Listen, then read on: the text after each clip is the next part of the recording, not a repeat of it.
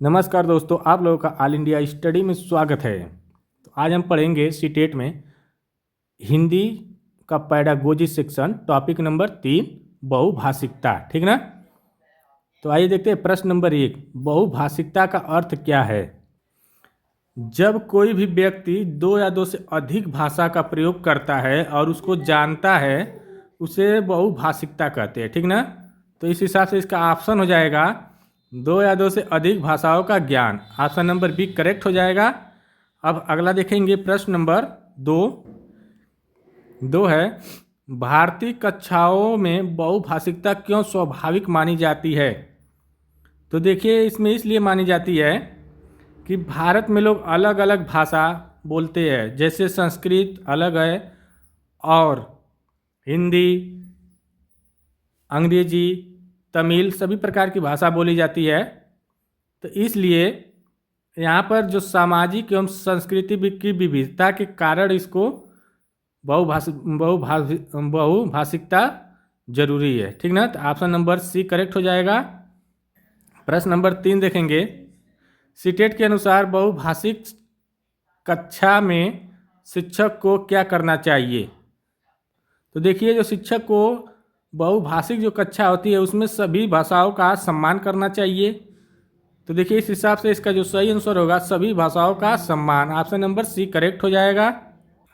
प्रश्न नंबर 4 देखेंगे, बहुभाषिकता का भाषा अधिगम पर क्या प्रभाव पड़ता है।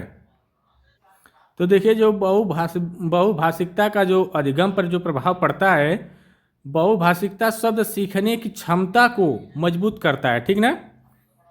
तो इसका जो सही जवाब हो जाएगा ऑप्शन नंबर सी, भाषा सीखने में क्या होती है, सहायता करती है। ऑप्शन नंबर सी करेक्ट हो जाएगा। प्रश्न नंबर 5 है, कोड स्विचिंग का क्या अर्थ है। तो देखिए, जो कोड स्विचिंग का अर्थ होता है, बहुभाषिक बच्चों की स्वाभाविक प्रक्रिया है। ठीक ना। यह एक बहुभाषिक बच्चों की एक स्वाभाविक प्रक्रिया होती है। ठीक ना। तो इस हिसाब से इसका जो सही आंसर हो जाएगा, एक से अधिक भाषाओं का स्वाभाविक प्रयोग करना ही बहुभाषिकता का कोड स्विचिंग कहलाता है। तो ऑप्शन नंबर सी करेक्ट हो जाएगा। अगला क्वेश्चन देखेंगे, प्रश्न नंबर 6, बहुभाषिक कक्षा में मातृभाषा की भूमिका क्या है। तो देखिए, मातृभाषा की जो भूमिका होती है बहुभाषिक कक्षा में, यह एक ब्रिज की तरह कार्य करती है, एक सेतु की तरह। ठीक ना। तो इसलिए इसका जो सही जवाब है ऑप्शन नंबर सी, क्योंकि मातृभाषा को जोड़ करके नई भाषाओं का ज्ञान प्राप्त किया जाता है। ठीक ना। अगला क्वेश्चन देखेंगे, प्रश्न नंबर 7, निम्न में कौन सा बहुभाषिक शिक्षण का उदाहरण है। तो देखिए, बहुभाषिक का मतलब क्या होता है, नई भाषा को मातृभाषा से जोड़ करके पढ़ना ही बहुभाषिकता कहलाती है। ठीक ना। तो इसका जो सही आंसर क्या होगा, देखिए, मातृभाषा से जोड़ करके नई भाषा सीखना। ऑप्शन नंबर सी करेक्ट हो जाएगा। अगला क्वेश्चन देखेंगे, प्रश्न नंबर 8, सीटेट के अनुसार बहुभाषिक कक्षा में त्रुटियों को कैसे देखा जाना चाहिए। तो देखिए, भाषा बदलते समय होने वाली जो त्रुटियां होती है, सीखने का एक स्वाभाविक भाग होती है। ठीक ना। अगर भाषा बदल रहे हैं तो उसमें जो भी त्रुटि हो रही है बोलने में, भाषा बोलने में, तो उससे क्या होगा कि एक स्वाभाविक भाग है ये। ठीक ना। ताकि वो बच्चा क्या करेगा, जब त्रुटि करेगा तो सीखेगा, वो सीखने की प्रक्रिया के रास्ते पर है। तो इस हिसाब से ऑप्शन नंबर सी करेक्ट हो जाएगा। प्रश्न नंबर 9 देखेंगे, बहुभाषिकता से बच्चे में कौन सी क्षमता विकसित होती है। तो देखिए, बहुभाषिकता से बच्चे में जो होती है, बहुभाषिक बच्चे अधिक लचीले ढंग से सोचने में सक्षम होते हैं। ठीक ना। तो संज्ञानात्मक लचीलापन हो जाएगा इसका सही आंसर। ऑप्शन नंबर बी हो जाएगा। अब प्रश्न नंबर 10 देखेंगे, सीटेट परीक्षा में बहुभाषिकता क्यों महत्वपूर्ण है। तो देखिए, इसका जो सही जवाब हो जाएगा, भारत में जो अनेक प्रकार की भाषा बोली जाती है, इसलिए यह बहुत महत्वपूर्ण मानी जाती है बहुभाषिकता। तो भारत की वास्तविक कक्षा से जुड़ा हुआ है। ठीक ना। ऑप्शन नंबर बी करेक्ट हो जाएगा। प्रश्न नंबर 11 है, बहुभाषिक कक्षा में शिक्षक की सबसे उपयुक्त भूमिका क्या है? तो देखिए, बहुभाषिक कक्षा में शिक्षक को अलग अलग भाषाओं के बीच संबंध स्थापित करना चाहिए, ठीक ना। तो इसका जो सही आंसर क्या हो जाएगा, भाषाओं के बीच संबंध स्थापित करना। ऑप्शन नंबर सी करेक्ट हो जाएगा। प्रश्न नंबर 12 है, एनसीएफ 2005 के अनुसार बहुभाषिकता को कैसे देखा गया है? तो देखिए, जो एनसीएफ 2005 के अनुसार जो बहुभाषिकता को देखा गया वो संसाधन के रूप में देखा गया है, ठीक ना।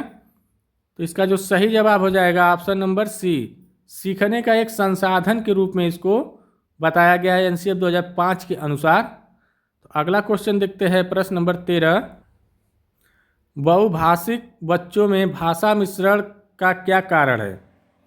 तो देखिए, इसका जो कारण होता है, बच्चे में जो भाषा साथ साथ विकसित होती है, इसलिए भाषा मिश्रण होता है, ठीक ना। तो इसका जो सही जवाब हो जाएगा भाषाओं का समानांतर विकास। ऑप्शन नंबर सी करेक्ट हो जाएगा।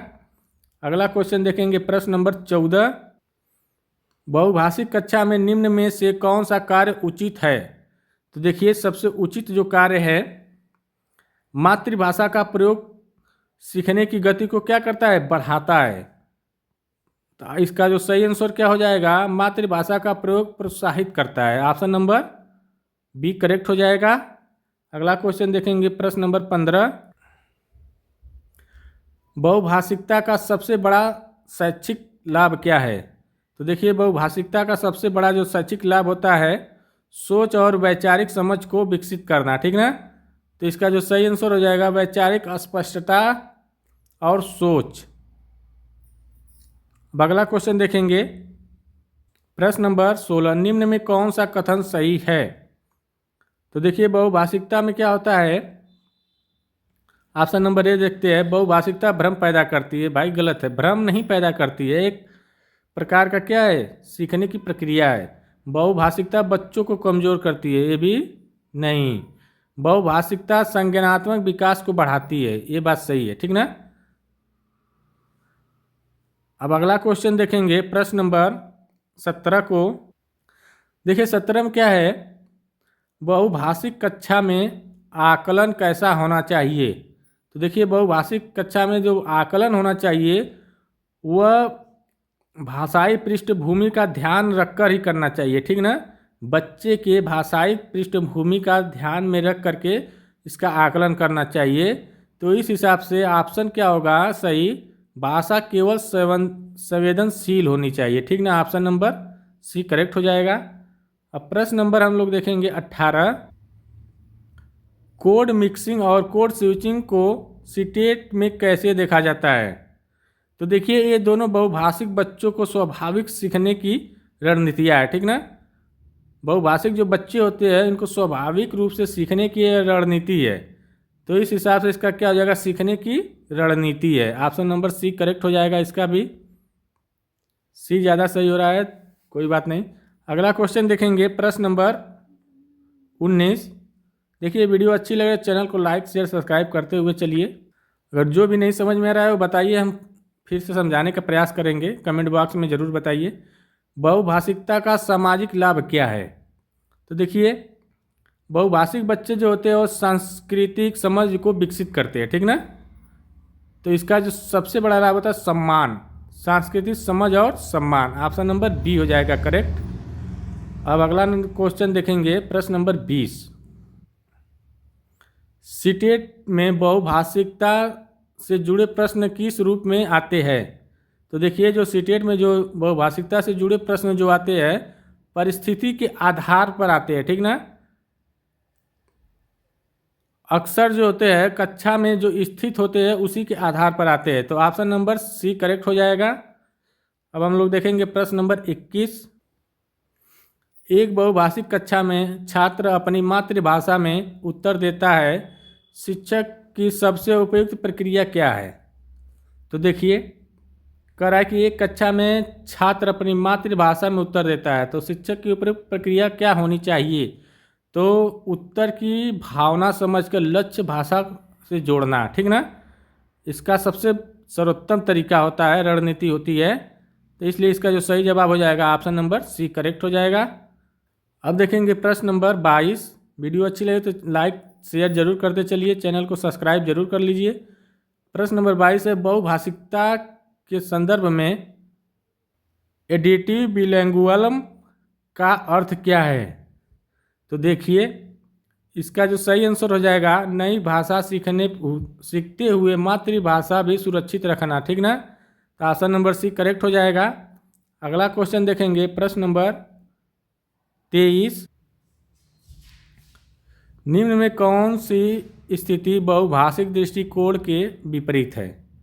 तो देखिए ऑप्शन देखना पड़ेगा इसमें। मातृभाषा से उदाहरण देना, ये तो विपरीत नहीं है, सही बात है।